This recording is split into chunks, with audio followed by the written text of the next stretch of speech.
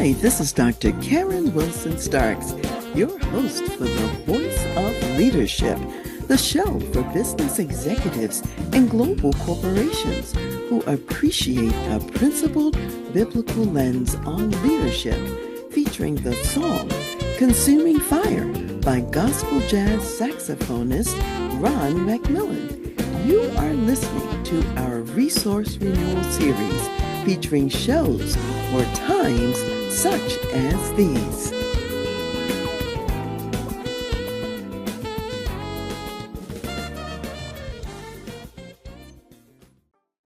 My guest today is Dr. Carroll Greene III, a retired Air Force colonel and board-certified consulting psychologist. For most of his career, Dr. Greene provided leadership and consultation services to many of the United States' most elite military special mission teams and special access programs. He developed and led psychological research and applications to enhance individual and unit performance through assessment, selection, and training of military special operations personnel. Dr. Greene's 34-plus years of military and civilian service to units in the U.S. Special Operations Command included clinical healthcare leadership, operational support to combat and intelligence operations, as well as consultation to senior commanders on unique operational and personnel performance challenges.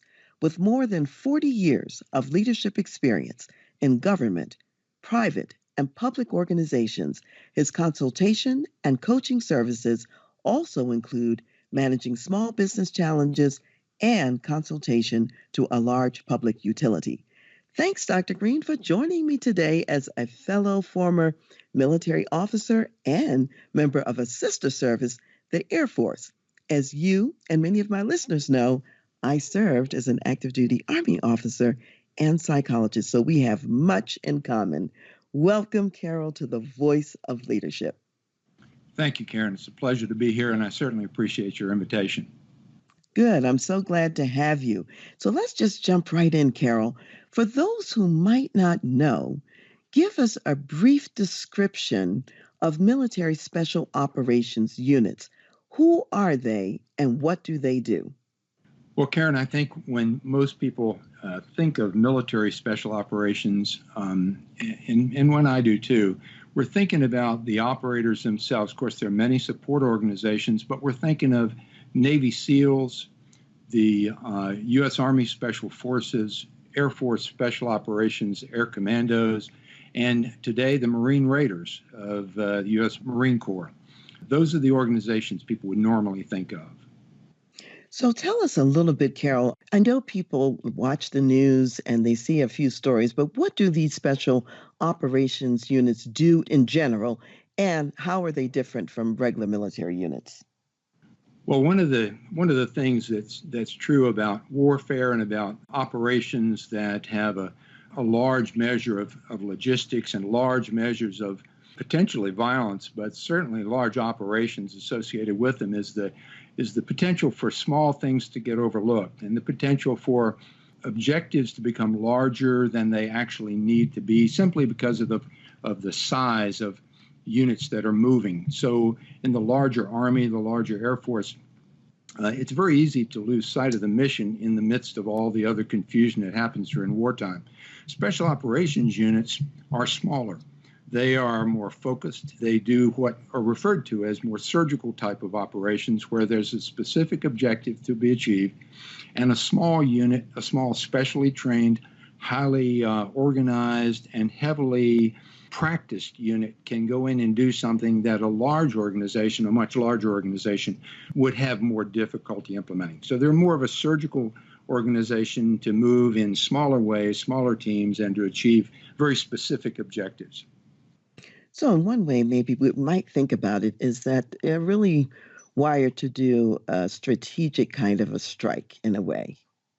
Very true. If there's something that needs to be done on a relatively small scale and it needs to be done with speed, with surprise, with precision, and perhaps even with a degree of secrecy, then those are usually special operations units that will be chosen for those kind of jobs. Okay, great. That's a wonderful description. So, therefore, people have an idea of what we're talking about. So, in your work with these elite military units, what have you found to be some of the most pressing leadership challenges for leaders who are operating at this level? What do they have to deal with? Well, on the one hand, they deal with similar challenges that leaders in any organization have, the challenges of resources, primarily of relationship, trust building, and communication. That is both up, down, and across the organization with their seniors. Of course, their seniors have to have confidence in them. The tasks they're being assigned are tasks of great importance and very high risk. In that way, they're maybe not a lot different than leaders of any other large organization.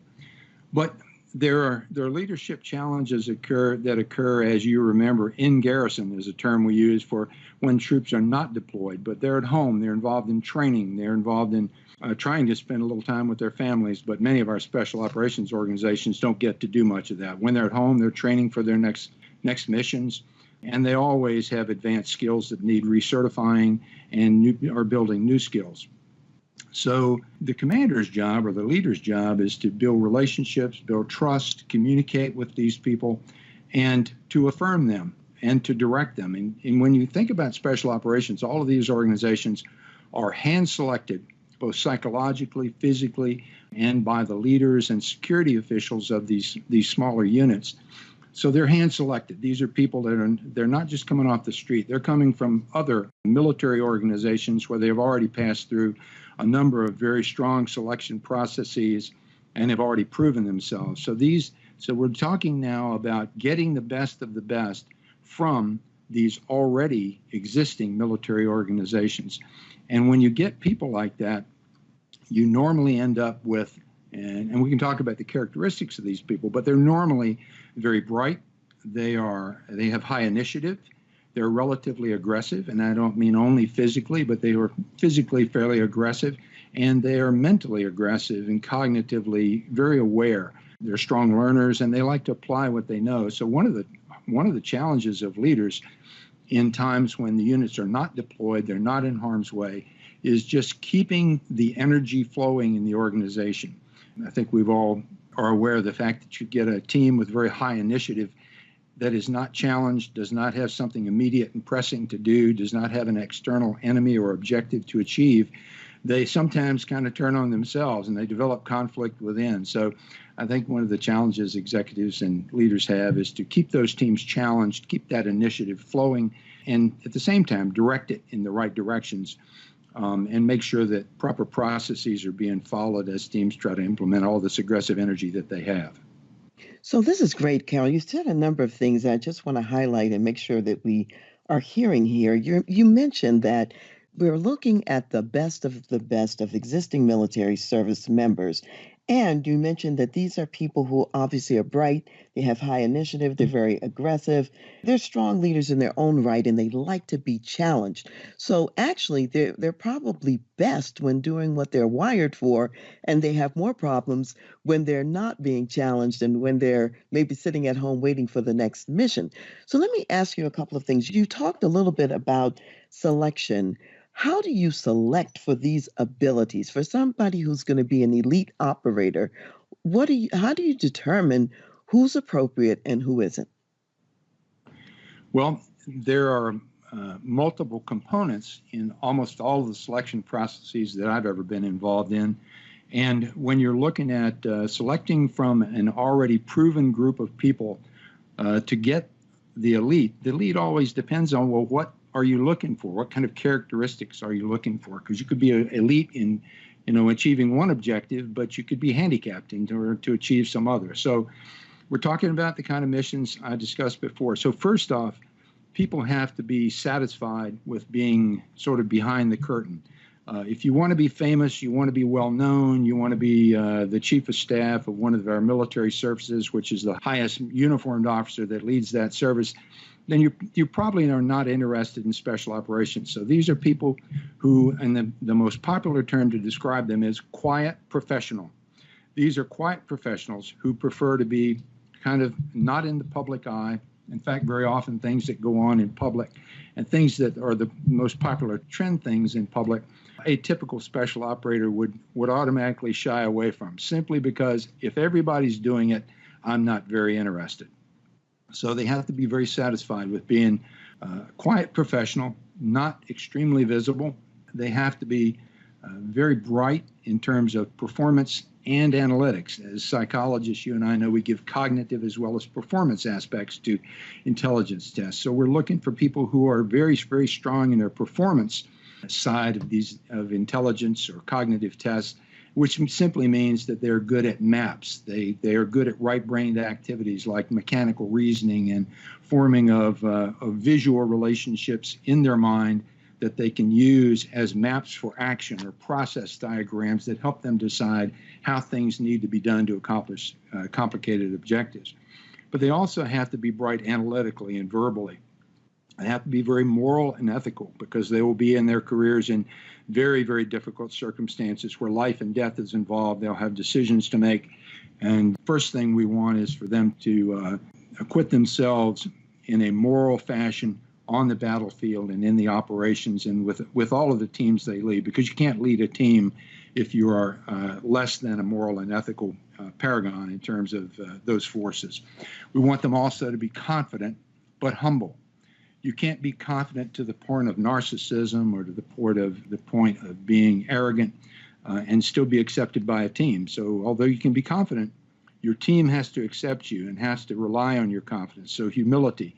Most operators would tell you that humility is one of the things that's most important. You have to be very tolerant of uncertainty and very resilient when you deal with adversity or failure and even the loss of team members. You have to be able to discipline and push down your emotion, compartmentalize it, and to move on to whatever objective that you're trying to achieve.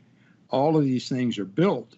We select people who have a lot of that to start with, but then the training process for special operations teams builds more and more of that because they're gradually fed challenge after challenge. It gets progressively a little more difficult each time so that over time they're progressively learning to have more confidence, more skill, but it's done a little bit at a time so that nobody experiences a great deal of failure or disappointment or a great sense of despair. So it sounds like there are a lot of components that go into being ready to make these life and death decisions and to really have these critical decision-making skills. You've talked earlier about having a sense of situational or cognitive awareness, and now you're also talking about being tolerant of uncertainty, discipline, being able to, in essence, control your emotions under different circumstances, and having some opposite kind of abilities, that balance between being confident and also humble at the same time. So you're really looking for a very specialized person.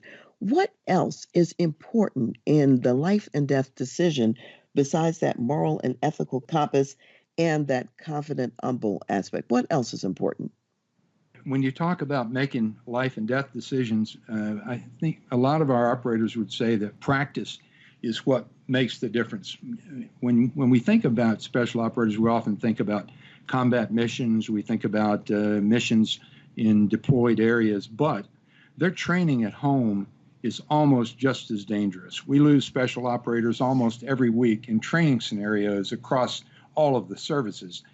Any one service is not typically going to lose anyone very often, but just for example, the Marine Corps over the last 5 or 6 years has lost 5 or 6 people at a time in training accidents when helicopters go down or when you have friendly fire incidents, which happen more in combat. But we also have injuries that can happen when doors are being blown off, when people are firing live ammunition, even in training scenarios, and jumping out of aircraft. Even flying in aircraft is a dangerous thing to do, but especially under the conditions that a lot of these operators are trained to do it in. They do some very dangerous things, and so they have a lot of practice making life and death decisions even before they reach combat situations. You know, one of the things you just mentioned about how important it is to practice, if I think about even corporate executive leaders, there's a lesson there too that practice is important for being able to be ready to go live in the real situation. And of course, the mission of the military is dangerous enough that there are even losses during the training. As you mentioned, there are training accidents, training deaths, and so on and so forth. What other parallels do you see between these elite military units and corporate executives? What can the corporate executives learn from the elite military leaders and units? Well, I think conceptually, of course, their situations may be slightly different. Some of the risks they take may be slightly different, although our corporate business executives certainly take and have to deal with very big risks in terms of financial risk or logistical risk, things like that. But I think some of the things that carry over are humility, intelligence, that moral and ethical base. How many times have we seen, either in the military or in civilian business, moral and ethical issues that damage, greatly damage a business? Also, that ability to tolerate uncertainty. I think those are things that are extremely important, both in business as well as in military leadership. And interpersonal skills. That's something I didn't hit on very heavily a little while ago, but special operations focuses on not just the combat, or what we think of as the physical combat or kinetic aspect of warfare, but also of the stabilization and the winning of hearts and minds. It's one of the things that U.S. Army Special Forces are known for and really strive to achieve, is a cultural familiarity, an ability to support local populace while trying to deal with insurgent elements, and to support and win the hearts and minds of the local populace that eventually will have to restabilize the country. You have to be concerned about listening to them. So listening skills are important. You have to be concerned about understanding what is critical to them and their families and the people of that culture. So I think getting to know your people, whether in special operations military settings or in the business setting, is just as important, and the skills that we do that with. I have a tendency to rely on 5 skills when I have a chance to lecture or teach, and that's calmness, listening, emotion, assertiveness, and realistic self-talk. The ability to physiologically calm oneself, the ability to exercise very effective and mainly open-ended and paraphrase-oriented listening skills, the ability to understand the role that emotion plays in everybody's behavior and the way that emotion can be used effectively to energize work groups around a vision or around an objective. And then assertive, how to speak to people in a less hostile manner when even you're disturbed inside, you're worried, you're fearful about some potential outcome of your talk or of what's going on in that organization. But the ability to speak assertively as opposed to hostilely, and to know what assertiveness is. And then the ability to control your own self-talk, your own internal dialogue that can tend to make you more agitated or fearful. And with aggressive people, then when they become fearful, they become irritable and impatient and intolerant. That leaks out as arrogance and a lack of caring. So I think whether military or not, those skills are extremely important and cross the boundaries very, very easily. I really appreciate this part we're talking about now about the interpersonal skill, because it really does take a lot of listening to figure out what's important to the different constituent groups. And so if I think about corporate executives, certainly they have their own employees, the people in the company that they serve, and they also have external stakeholders, whether they be customers, suppliers, vendors, other people out there with whom they have to do business.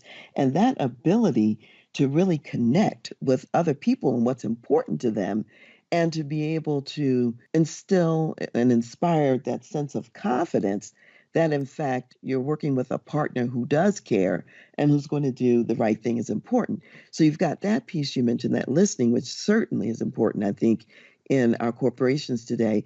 And also the self-regulation piece. In other words, if you fly off at the handle and get exercise and everything, that kind of shuts down oftentimes people sharing and people being willing to be vulnerable with you. So I think those are very important parallels that also relate to the corporate executive environment as well. So, Carroll, you mentioned earlier something about resilience, and I want to come back to that because we're in a very fast paced and complex business environment. And we know that effective leaders do have to practice resilience. I would like for you to say a little bit more about that. What is resilience, and what are some specific action steps that you recommend for cultivating resilience?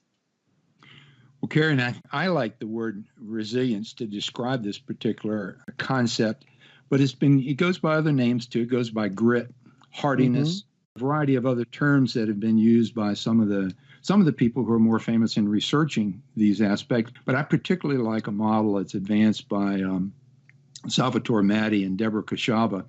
And they talk about resilience as consisting of five major components. Three are sort of attitudinal, and the other two are sort of processes. And the first three I'm going to talk about are control, commitment, and challenge. Control simply means that in dealing with any kind of crisis, when a problem comes along, you're dealing with a difficulty that may seem insurmountable. It's a real crisis kind of situation. The first thing is to focus on what we can control and not what we can't control. And that can be really difficult. A lot of times, very bright, very capable people will become wrapped up in thinking about the unfairness of something or the unrealistic thinking about whoever they're having to deal with over this issue. And all of those are things that can't be controlled. But when we can focus in on those things we can control, then we are moving toward a solution. The other thing is commitment.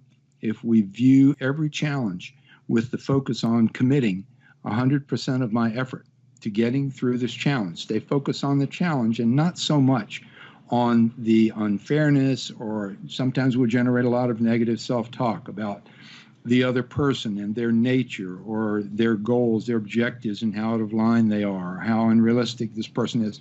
That's all wasted thought. The most resilient people tend to focus on what can be controlled, what they can affect. They focus on the commitment to getting the resolution, not the rightness or wrongness of whoever they're involved in or whatever the situation is. And the third is challenge.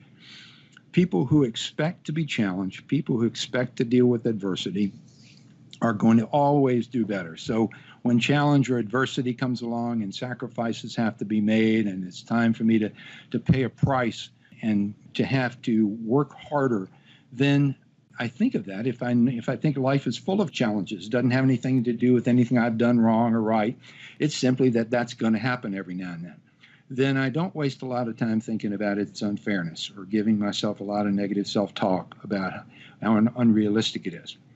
The other two things that Matti and Kashaba talk about are social support. So the ability for a leader to be able to talk to, and of course, the higher up you are in the structure, the fewer people there are that you can talk to. But any leader should cultivate a group of people, a small group of people that they trust, that they know will keep everything that's said confidential, that they can just process their thoughts with. For some people, it's their spouse. For other people, it is just a good friend who is in a similar business, or a good friend that they know knows them well and will not mince words when it comes to giving feedback and telling them where they think they're off base. But we all need that. We need that social support, and we need to be able to exhibit transformational thought. That's the fifth principle that they talk about. Transformational thought is simply that ability to say, well, I knew what we were working on 5 days ago, before this crisis occurred, and we began to have all this trouble, deal with this adversity, and make all this sacrifice. But what is going to be my new vision? What's going to be the new positive vision that I am cultivating for myself, for my organization, and how are we going to move toward that? Because that's the way you get past adversity. You don't get past it by thinking about the adversity, or whining about the adversity. You get past it by creating a new vision. So those are the five things I think are really important, Karen.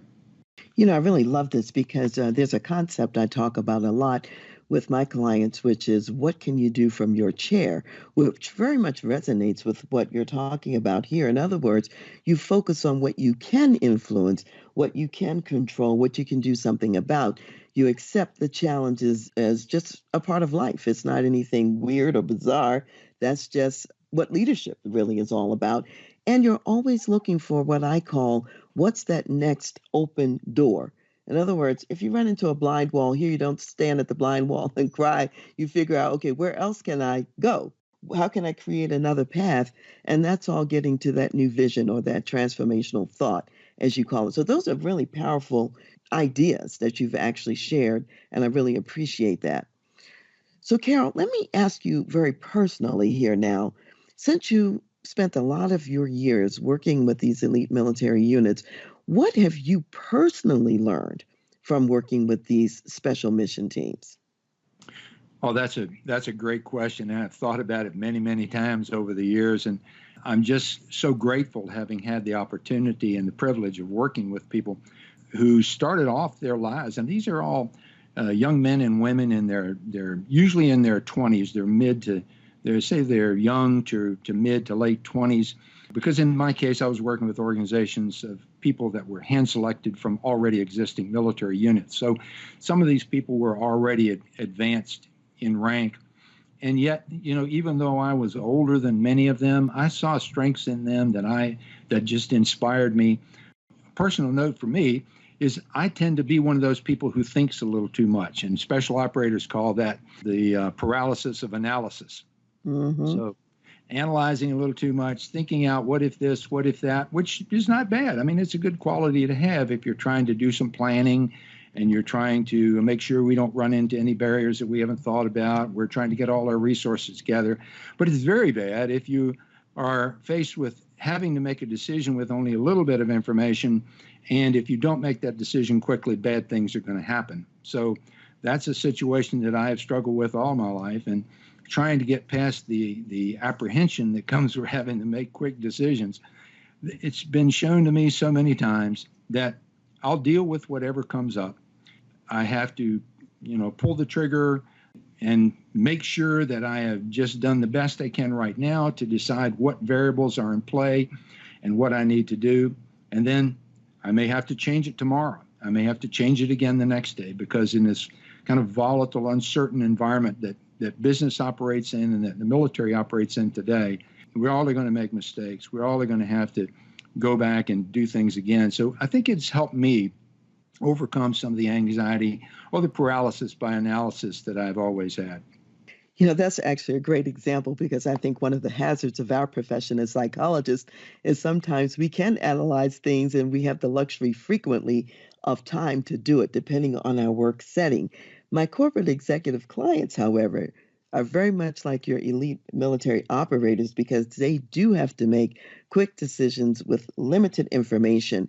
And they have to learn that very lesson you just mentioned, which is that you make the best decision now for today. And if you have to change the next hour or the next day because you have new information or new perspective on the scenario, that's okay too. You can change. And I think that is really huge. So, Carol, as you are thinking about all of this, and I just want to remind you that my audience is principally an audience of business executives. And in your case, you are a senior leader yourself with many years of both military and civilian experience.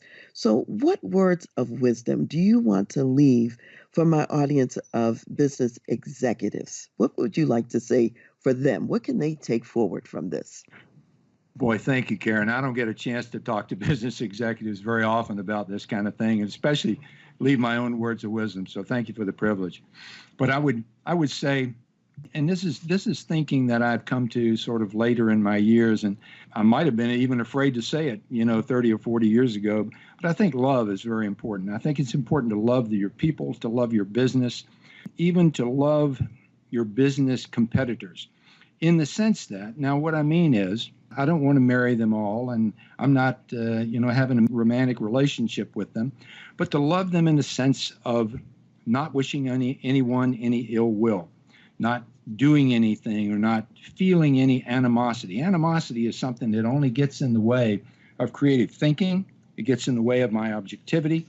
So to eliminate animosity and to just view everyone in my organization and everyone that I deal with a sense of love.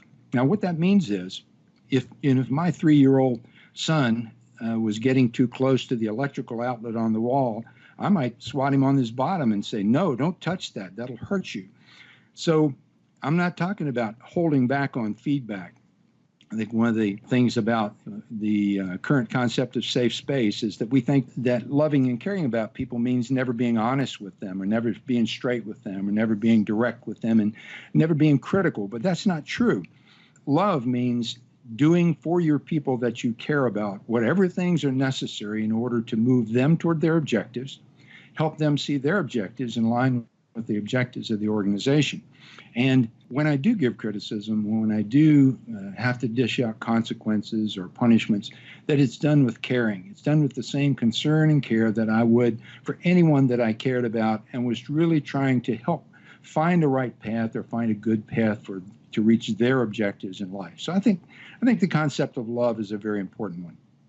This is great. I mean, because when I think about that definition of love, doing what is best for those people and providing them the resources or what they need to be able to get the mission done, that's really important.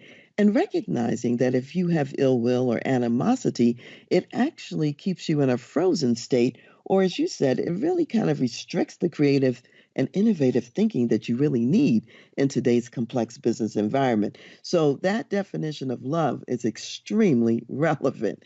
And let me just ask you one little nuance here. How is your counsel the same or different for, let's say, senior military leaders who might be listening? I'm not sure it would be much different. I think it would be about the same. I think I would say, too, that the senior business leaders in general and military leaders, too, that I have known, I've been blessed to have some wonderful leaders that I've worked for in my career. And I would say that they probably resonate with that anyway, because I have seen that. And that's probably where my opinion comes from, and having seen some of the better leaders in our world today and being very impressed with who they are. And they've taught me a great deal, too. So I guess the bottom line is that when we're really talking about executive leadership, whether military or civilian, there really are a lot of similarities in terms of what works and maybe what the pitfalls might be in terms of leadership. So, Carol, I want to thank you so much for being with me today on The Voice of Leadership. And I want to thank my audience out there for listening. And you've heard it from someone who I respect, who's got tremendous experience in the military and civilian world. And so if you're asking yourself, what's love got to do with it? Now you've got the answer. So thank you so much, Carol. I really appreciate you being here. Thank you for the privilege, Karen. Yes, you are welcome. And to everyone else, we will see you next time. Hello, this is Dr. Karen, and I want to tell you about my book, Lead Yourself First, the Senior Leader's Guide to Engaging Your People for Greater Performance and Impact. This book is about playing the music that only you can play. Leadership is about more than following clever techniques. You are the instrument of your leadership. People are inspired by you and how you show up. In chapter 3 of the book, which is called Forge Your Own Pathway, I share many experiences of creating a pathway forward when a pathway didn't exist beforehand. Sometimes that path is created through service, such as a time that I was taking a train every week from Wiesbaden to Frankfurt, Germany, to volunteer in the Army Hospital, the 97th General, and I was volunteering once a week as a psychologist. Little did I know that this volunteer job would later become a full-time employment opportunity for me. Because of the volunteer service, I was in the right place at the right time when the doors opened up. The metaphor that I often use for creating opportunities is the ability to see possibilities where none are visible. And I call this creating blizzard food. So just imagine, just like in Colorado, this could happen at any time, there might be a raging blizzard outside. You haven't gone to the grocery store yet. There's no obvious food in the refrigerator or the pantry. Yet, if you look hard enough, there is hidden food, and you can use it to create delicious meals for you and also your guests. So I encourage you, get your own copy of Lead Yourself First. Forge your own pathway forward. Create your own opportunities. Be the instrument of your leadership and create some delicious blizzard food. I'm going to be featuring military leadership and the best practices in military leadership for my podcast. And for those of you who've been listening to me for a while and who know me, you know that I actually was an active duty Army officer.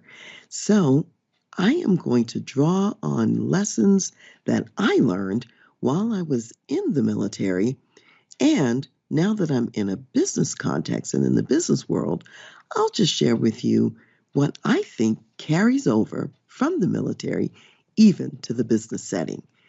And those same lessons can be applied today for business. One of the first aspects I want to talk about is understanding the why and the purpose for what you do. The military is very big on this. The military really believes in having a mission and having the organization be mission driven, goal directed, and focused. So, for example, when I was stationed at Fort Riley at the 1st Infantry Division, this was back at the time before all of the desert wars. It was during the time of the Cold War when the biggest threat was considered to be the Soviet threat. The area that we were focused on and that we were protecting was Europe. So when you were first arriving to the unit, all of this was explained. And it was explained what kind of threats we would be looking for, how we would be deployed, and all of the work that we did was so that if anything should happen in Europe, we could be there and help to defend our allies and also our own interest over in the European theater. So that why and that purpose is very important to the military. And you want every person from the lowest ranking to the highest ranking to really understand what that mission, purpose, and why are all about. Number two, in the military, there's a strong emphasis on leveraging the power of community. Even though you may be an individual soldier, you really exist most profoundly within the confines of your unit or your military family or your team. And almost everything is done through teamwork and through units working together.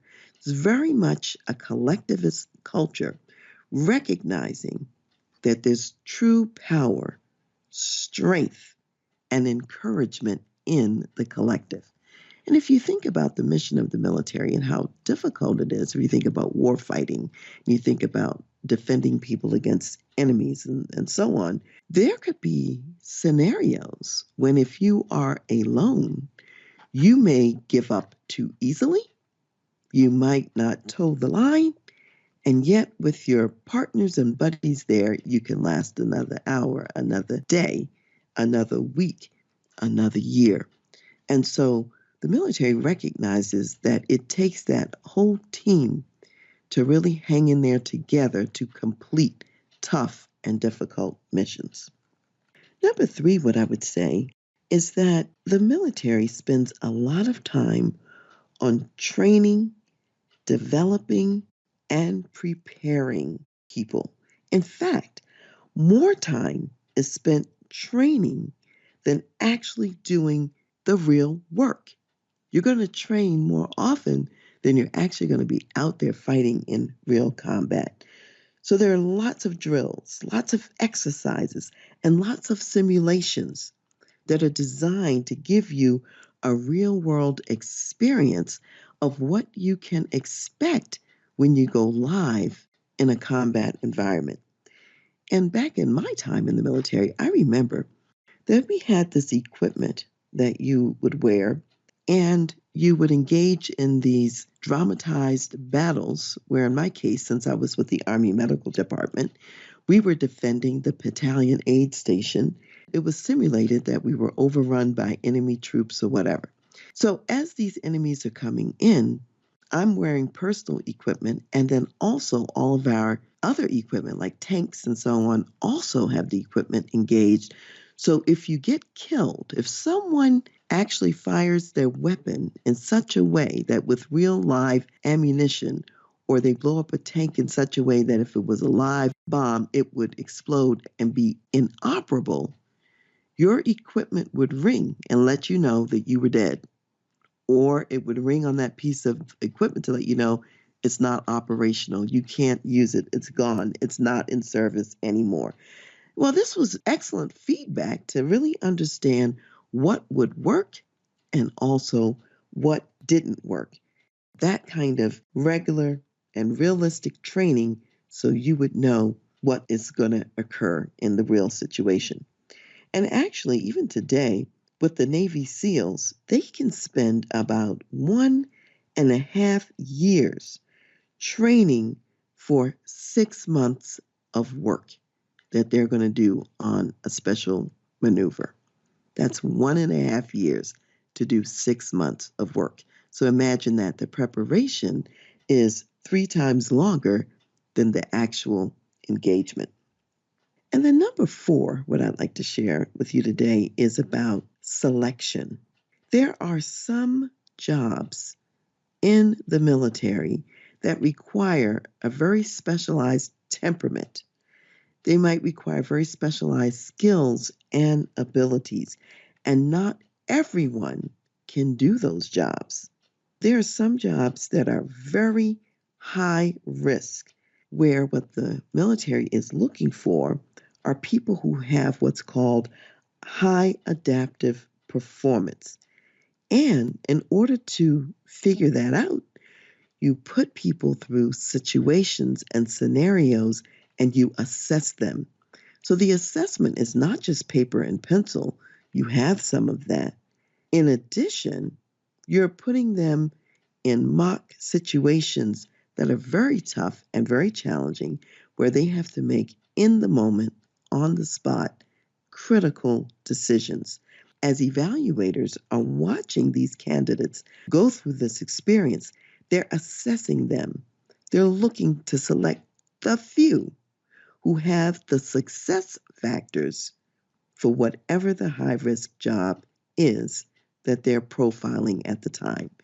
As they watch people in real life who are successful in real missions, they begin to identify the success factors. And then, as they're selecting people, they test you and see to what extent you have those. Well, it can take as long as even 4 weeks to assess someone to see if they have that high adaptive performance. Understanding the why and purpose is important. Leveraging the power of community or teamwork is also important. Thirdly, training, developing, and preparing. And then four, selecting the right people for the right job.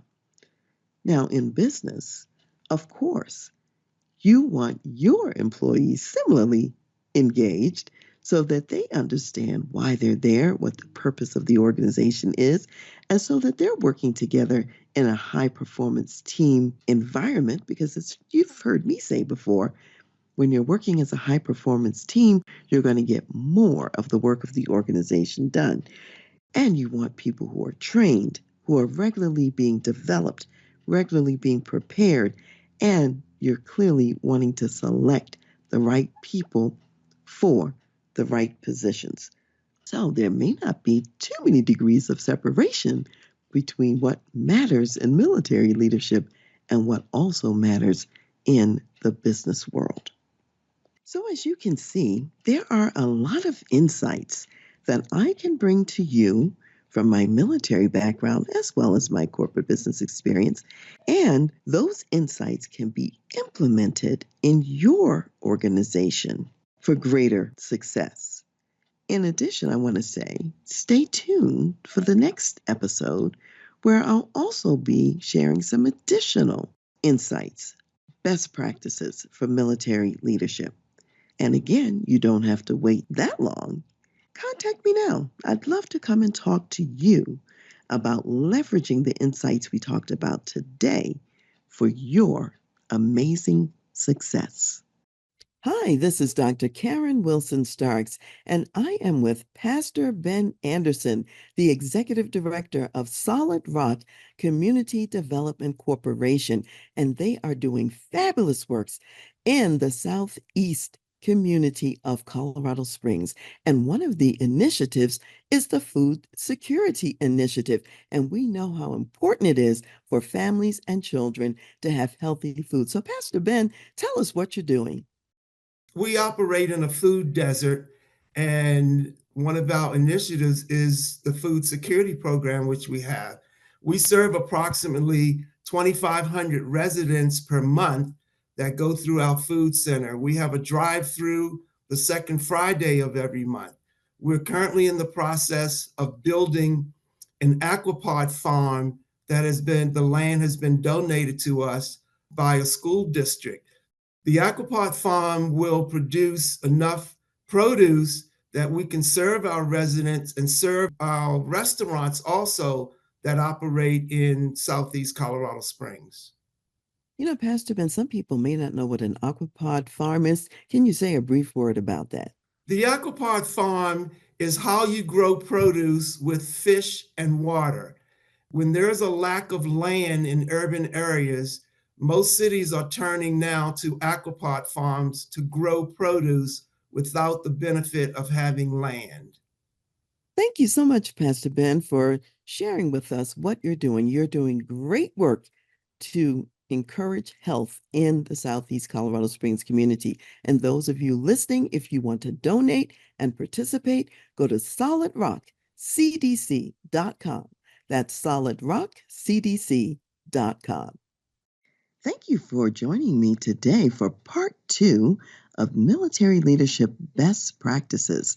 So if you haven't heard part 1, please go back and take a listen to part 1, where I cover 4 leadership best practices from the military. And today we're going to cover 4 additional ones.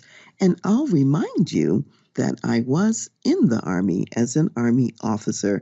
And so this comes from my personal experience, what I observed, what I experienced while being a leader in the military, and ways that you can use that information in your business today in a non-military setting, if you're in a non-military setting. So the first thing I want to bring up today is the military's commitment to innovation. That may seem unusual to people. A lot of people don't necessarily think of the military as innovators. However, historically, the military has often been the first place and the training ground for doing new things because it's been necessary given whatever the military mission was at the time. So, for example, during World War II, that's when a lot of assessments being done by psychologists first came into vogue. It was actually done by the Army in the military long before assessment for selection or development in the workplace was ever done in the civilian sector. So, in fact, this figures heavily into why I ended up in the Army as opposed to, for example, the Air Force. I've always loved airplanes, and I've always loved traveling by plane, the sky and flying and all of that. However, the reason I went into the Army as a psychologist is because I knew that the Army had a long history of assessment and innovation through the different cycles in its history of military engagements. And I wanted to be in a place where I could benefit from that kind of thinking that would help me to always be imagining how I could use new tools and new ways.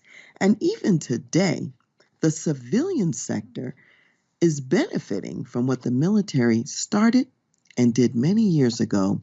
And even now, business leaders are using those same processes to assess their people. One of the real familiar tools that I even use right now in my business engagements is a tool that was commissioned by the Navy, and that's the FIRO-B, the Fundamental Interpersonal Relations Orientation Behavior Assessment, where you really get a chance to see how people operate when working with others in a team context. And the Navy wanted to find out how their combat information centers were functioning and how, by staffing the personnel in a certain way, they could actually get even greater performance, because we all have different interpersonal needs, and the FIRO-B measures 3 of those interpersonal needs. So that's just an example. So innovation, new tools, new ways, that's one of the best practices. Number 2 would be what I would call continuous improvement. For example, as an individual soldier, you are required to keep up your physical fitness level, and periodically you are tested on your physical fitness, and it's called the PT or PT test. And you are training and practicing on a regular basis, and that test includes a number of things, include running. You want to shave off time on the run so that you run faster the next time around, do more push-ups the next time around. So you're continually improving at the individual level, your capability, your competencies, your abilities, and whole units and teams are also improving in their ability to be the military warfighter.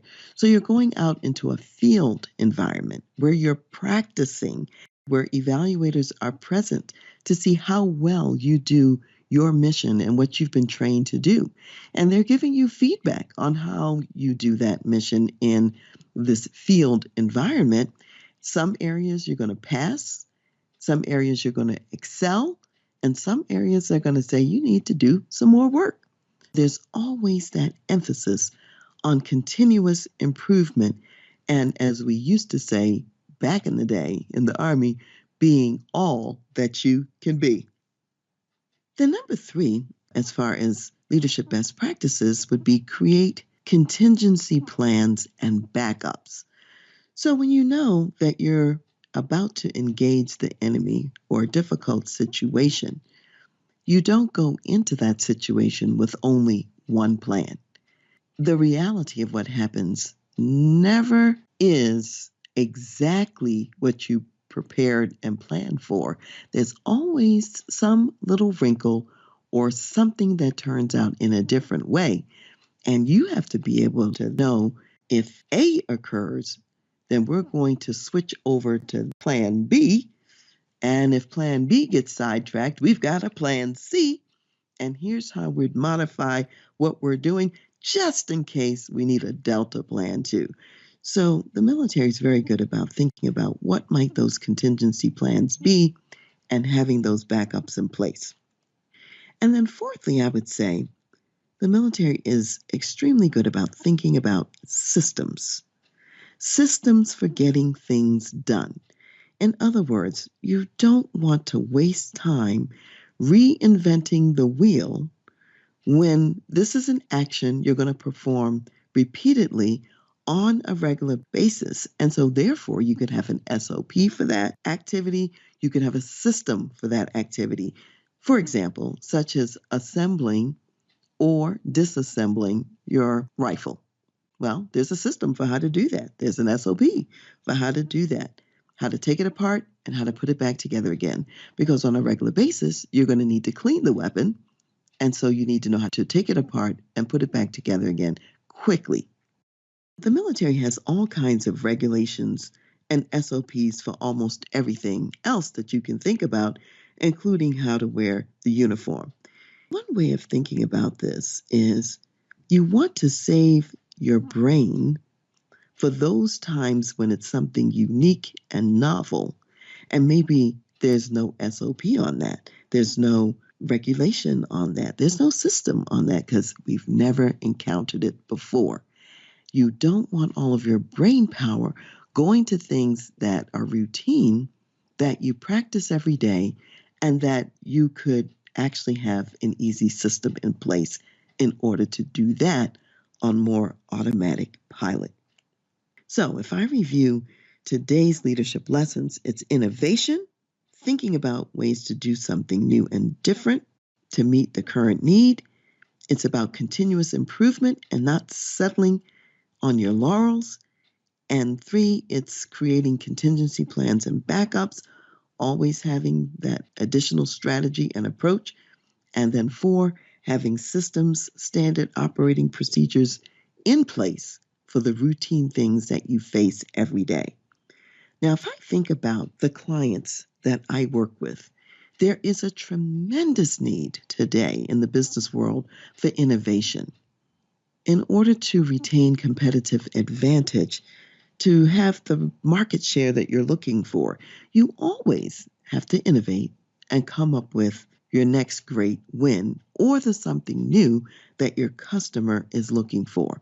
And that means even when you have what is the latest and greatest, the continuous improvement is important to make sure it stays the latest and the greatest. And of course, in the business world, scenario planning is important there too. You might plan on a stellar year where you're going to have an excess of revenue. What happens if you have a shortfall instead? What's your contingency plan in that situation? What if you launched a new product? Your intention was for it to be successful, and perhaps that product doesn't take off. Or maybe the product is wildly successful and you're not even able to manufacture enough of them. And so you're having to build new infrastructure because of the unexpected success. So having alternative contingency plans is important. And then, of course, systems. So often, what I see frustrating employees day to day is that their company has a very hard way to do something that's time consuming and that's frustrating and annoying, when in fact, that same item could be automated or systematized for much greater success, freeing up the people to go back to the top of the cycle and innovate on something new. If that's the kind of workplace you're looking for, and you're looking for your next opportunity, your next competitive advantage, and you want to see how these lessons apply to your organization, then let's have a conversation.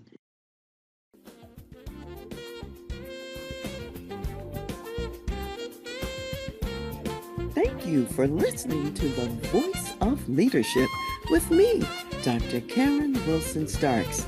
I am also your concierge executive leadership advisor for when you need to make tough business decisions, facilitate executive succession and transition, develop your executive team, lead change, create a positive and profitable culture, or leverage marketplace creative advantage. You can reach me at Dr. Karen, Karen, at transleadership.com. Also go to my website, transleadership.com, for more leadership resources and insights. I want to give special thanks to Ron McMillan, gospel jazz saxophonist and national Billboard recording artist, also known as Mr. Sirius XM Jazz Watercolors, for allowing us to use his gifted music on our show. Thank you for joining me today, and I'll see you next time.